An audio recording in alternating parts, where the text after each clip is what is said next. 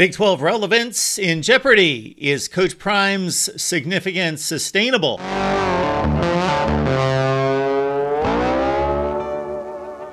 Hey, welcome in everyone to the Voice of College Football. We are breaking down TV ratings across college football. We, about a month ago, brought you a series in which we sized up the conferences against each other. This is a look at the conferences and what teams are carrying the television weight within each conference. Please check out the Big Ten, the SEC, and the ACC. Goodbye to the Pac-12, so no Pac-12 breakdown, of course. But we are looking at the Big 12, and this is the first, because of the Pac-12 situation, the first conference we're looking at where we are going to have teams from 2023 that we are sizing up the metrics, but bye to Oklahoma and Texas. And we know as we check out the numbers here, they're going to be at the top of the rankings. Texas, 31 million people watch their games within the Big 12. So these are strictly Big 12 conference games because we want to keep it a fair fight. We will look at the top non-conference games as well. Texas, an average of 3.48 million viewers per game within the Big 12. And most of those games played on ABC. ABC really scarfed up the Texas games this past season, of course, with 6 of their 9 conference games and Fox the other 3. So Texas was never on FS1, ESPN, or ESPN2. Oklahoma at number 2, no big surprise. 27+ million watched the 9 Oklahoma games that were more scattered across the networks, and we'll check out that breakdown in just a second. And then we see on down the line, Oklahoma State, a distant third at 1.8 million. Of course, the Cowboys made a surprising run to the Big 12 championship game, and they played their conference games across all the networks, including 2 on ESPN, 3 on ESPN.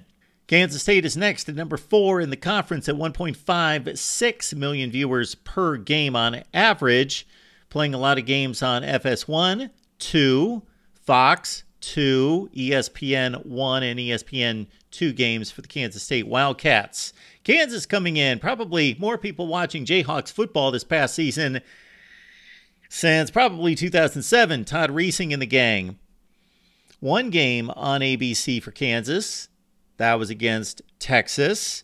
Then the other games spread across the other networks, and Kansas played in front of 13.5 million people total, 1.5 million per game. The other nice thing about looking at Big 12 games is because no Big 12 network, not running into the issue where many of the games are missing, like with the SEC network and the ACC and the ACC network. So just a few games, the very worst games, went to ESPN+. So those are the only games missing from this breakdown. At number 6, West Virginia, 1.5 million viewers, 10.45 total. Then as we check out the back half of the Big 12, we will notice the 4 newcomers to the Big 12. Look, BYU fared by far better than the other schools in attracting viewership at about 1.5 million per game, 13 million total. And 5 times ESPN opted to air BYU games despite the Cougars missing a bowl game, only going 5-7, one of their worst seasons in decades. They did much better than Houston, Cincinnati, UCF, the 3 lowest TV ratings gets for the Big 12 in their first seasons in the conference, all well under 1 million per game, and in that 700,000 to 800,000 range. Really, the one conference that is the most evenly split between its games airing on Fox and also airing on the ABC/ESPN networks would be the Big 12. And one of the big reasons why is because Fox certainly selects most of the time Big 10 games as its primary games on its featured noon Eastern time slot. So again, we see Texas going to ABC 6 times out of 9 conference games, the other 3 on Fox. Oklahoma with 3 ABC games, and then nobody else had more than 2 ABC games. Those would include TCU, Oklahoma State, BYU as well. And then there's a large portion of these Big 12 games. If they don't make it to Fox, they get scarfed up by FS1. And then, of course, the ratings plummet when you go on FS1. A lot of games on FS1 typically rate about 800,000 to 1 million views. That is pretty typical. And then a lot of games in the Big 12, unlike the Big 10, go down to FS2. Texas Tech played 2 games on FS2. UCF also did. And also Houston with a game on FS2. Of course, the biggest story in TV ratings in 2023 was the arrival of Deion Sanders to coach Colorado. And the Buffs were the ratings bonanza. They weren't very good, but they got off to a hot start. And that was key, of course, because they put up the smoke and mirrors and many people bought what they were selling, which was exciting football and winning football right out of the gate. They beat TCU and Nebraska. They won some big ball games. Consider Colorado State drew 10 million viewers. Yes, Colorado is the ratings gem. Now, are they coming to the rescue of the Big 12? Well, the Big 12 is going to benefit from Colorado football. There's no question. Deion Sanders, his star, is going to fade because this cannot be sustainable unless they start to win big, but it will be maintained and have an impact. So this is a good ratings get for the Big 12, bringing in Colorado. Utah draws good ratings, although we're going to see the transition from them playing the USC, UCLAs, and Oregons of the world to playing teams in the Big 12.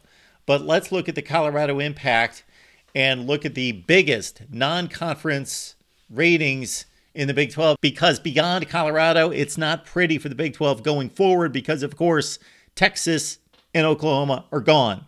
The most viewed game in the Big 12 is now an SEC game, Alabama and Texas at 8.7 million folks. There's Colorado TCU at 7+ million. Then it drops off considerably there. Then it drops off considerably from there in regards to non-conference games that really drove an audience. Look at this Texas-Rice game early in the season. I believe that was week 1, 3.2 million on Fox.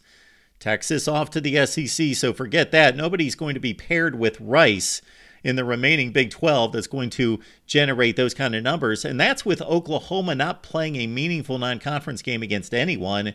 Arkansas State, Tulsa, and SMU for Oklahoma.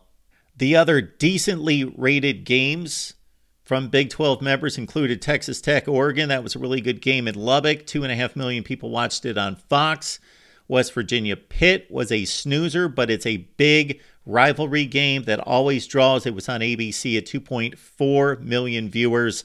Kansas and Illinois drew 1.36 million on ESPN2, which is a great number for that network, but also keep in mind it was a Friday night game, so there was no competition there.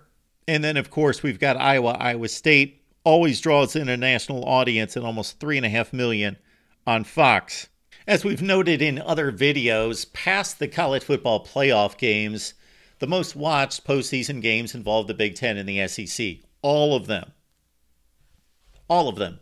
Flat out, the top 8 are the SEC and or the Big 10. Then we start to see the Big 12 with a number of games in that 3 million viewership range. Kansas State, NC State. Your guess is as good as mine in terms of who's drawing in that audience. I don't think either team really is. I think it's just basically a decent bowl game. And people love watching postseason games. For as much as we diss the bowl games as exhibitions, people are continuing to watch them. West Virginia, North Carolina, followed by Iowa State and Memphis. Oklahoma State, Texas A&M, 2 fairly big brands there at 3 million plus. Oklahoma, Arizona at almost 4 million. As Oklahoma obviously off to the SEC. Arizona won this game, and they're a new member of the Big 12. And then this really alarming number down at the bottom. Texas Tech and Cal, 1 million people watched that game, and that's a group of 5 postseason type number right there for the Red Raiders and the Golden Bears of Cal. But those are 2 of the lesser commodities in those 2 conferences from a TV viewership standpoint. So what is the plight of the Big 12? Well, it depends on what your question is, what the perspective is. Is the Big 12 going to go away? No. The Big 12 is going to continue to play football because they've got large football brands, at least for that portion of the country. People love football in that portion of the country. And those brands have long-standing traditions and rivalries against each other. So the Big 12 will continue to have a seat at the table as we are discussing and seeing that's being played out in the media portion of this as we get toward a 12 or 14 team playoff and the number of automatic qualifiers. The Big 12 is going to have most likely 2 spots at the table, as we've discussed in recent days. So the Big 12 is not going away. But in terms of gaining big viewership totals against the Big Ten and the SEC going forward, that went out the door when Texas and Oklahoma left. What game is there for the Big 12 to hang its hat on during the regular season? None. Really nice matchups, really good matchups that will be meaningful toward a conference championship bid. But in terms of gaining a national audience, 7, 8, 10 million people, no. Oklahoma, Texas, that was it at almost 8 million this past year. That was a typical number, and they were actually better than they've been on both sides, Oklahoma and Texas. So even that number was a bit inflated.